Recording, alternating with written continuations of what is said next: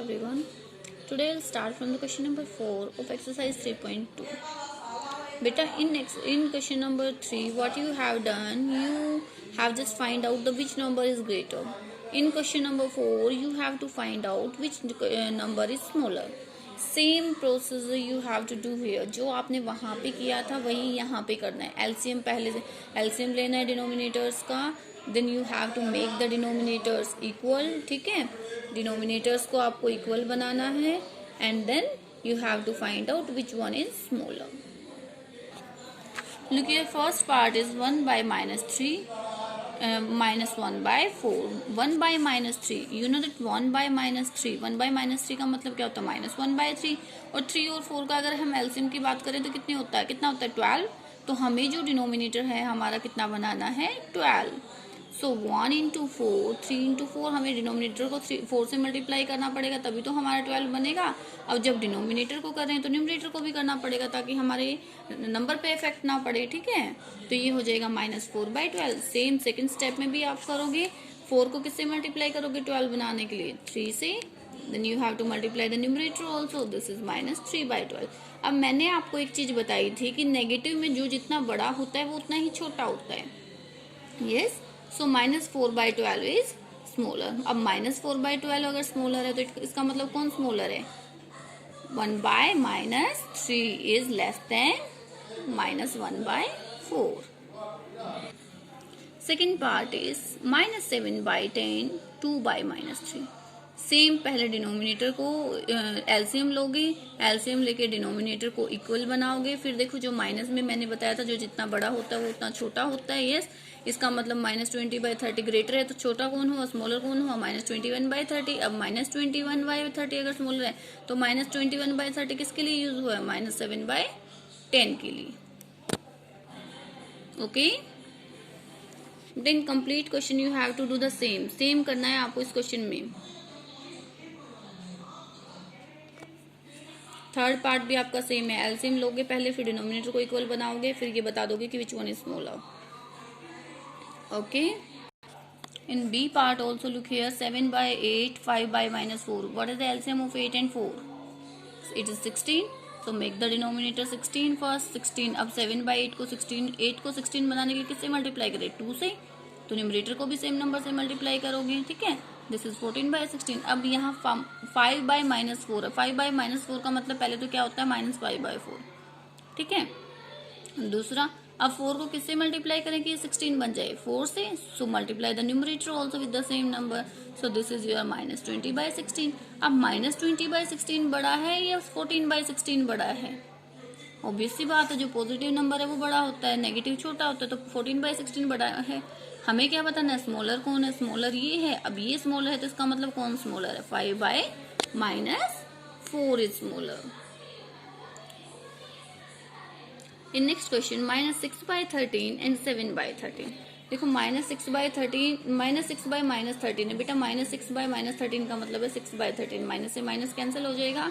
This is your 6/13 और this is your 7/13. कौन smaller है 6/13. यानी कि -6 by -13 is smaller then 7/13. Next is question number 5. Arrange the following rational numbers in ascending order. Ascending order में arrange करने के लिए भी आपको सबसे पहले वही सेम करना है. एलसीएम लोगे, डिनोमिनेटर्स को इक्वल करोगे, then compare. Look at the first part. This is -3/5 -2/5 -1/5. बेटा इसमें एलसीएम लेने की हमें जरूरत ही नहीं क्योंकि सबका डिनोमिनेटर क्या है सेम है. अब देखो सारे नंबर नेगेटिव में है, सारे नंबर नेगेटिव में है. असेंडिंग ऑर्डर लगाना सबसे पहले सबसे छोटा आएगा. सबसे छोटा कौन है सेम -3/5. फिर उससे बड़ा कौन है -2/5. फिर सबसे बड़ा कौन है -1/5. क्योंकि नेगेटिव में जो जितना बड़ा होता है वो उतना ही छोटा होता है. Negative numbers are smaller. जितना आप लेफ्ट में जाते जाएंगे उतने ही स्मॉल नंबर आपके पास आते जाएंगे. नंबर लाइन की जब हम बात करते हैं तो जितना लेफ्ट में जाएंगे उतना ही आपके पास स्मॉल नंबर आएगा. ठीक है, अब सेकंड पार्ट इज 1/3 -2/9 -4/3. पहले एलसीएम लोगे, 9 आ गया. फिर आप डिनोमिनेटर्स सारे जितने भी रैशनल नंबर हैं आपके सबके डिनोमिनेटर्स 9 बनाओगे. अब डिनोमिनेटर 9 बनाओगे तो न्यूमरेटर को भी मल्टीप्लाई करना पड़ेगा सेम नंबर से. ठीक है, then you have to compare. For example देखो यहाँ पे आपका 3/9 आ गया. देन -2/9 में पहले ही 9 है तो इसको बनाने की जरूरत नहीं है। अब यहाँ जब बनाओगे तो इसका -12/9 आ गया। अब देखो सबसे स्मॉलर कौन है, एक है 3/9, एक -2/9, एक -12/9। सबसे स्मॉलर कौन है, नेगेटिव नंबर बड़ा, -12/9 is smaller, then -2/9, then 3/9 is greatest number. इन तीनों में ग्रेटर है ना, सबसे ग्रेटेस्ट है, सबसे बड़ा है। अब -12/9 हमारा किसके लिए यूज हुआ है, किसके लिए निकाला था हमने, -4/3 के लिए, और -2/9 हमारा सेम था, और हमारा 3/9 किसके लिए था, 1/3 के लिए। So this is the ascending order of these rational numbers. Next is part 3. This is your -3/7, -3/2, -3/4. Firstly, you will take the LCM of 7, 2 and 4. This is your 28. Yes. LCM जब निकालोगे तो 28 आएगा. It means you have to make the denominator 28. सब में denominator 28 बनाओगे.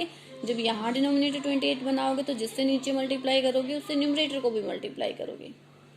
Same यहाँ पे जिससे डिनोमिनेटर को मल्टीप्लाई करोगे उसी से न्यूमरेटर को भी मल्टीप्लाई करोगे. सेम यहाँ जब हमारा डिनोमिनेटर इक्वल हो जाता है तो हमारे लिए कंपैरिजन इजी हो जाता है. अब देखो इनमें सबसे छोटा कौन है, असेंडिंग ऑर्डर करना है तो सबसे छोटा देखेंगे तो ये है हमारे पास, क्योंकि नेगेटिव में सबसे बड़ा सबसे छोटा, फिर -21/8, देन -12/8. फिर इनको अरेंज करने के बाद आप लिख दोगे जो इनके रियल नंबर्स थे हमारे पास, like this. Okay, then you will write like this. Next is the last question is arrange the following rational numbers in the descending order. अब डिसेंडिंग ऑर्डर में लगाना है, यानी कि सबसे पहले सबसे बड़ा आएगा, फिर उससे छोटा, फिर उससे छोटा, फिर सबसे छोटा. बच्चे प्रोसेस सेम रहेगा आपका. आपको सबसे पहले क्या करना है, डिनोमिनेटर का एलसीएम लेना है. जितने भी डिनोमिनेटर्स आपके पास हैं you will take the LCM first, then make the denominators equal and then find out which number is smaller and which number is greater.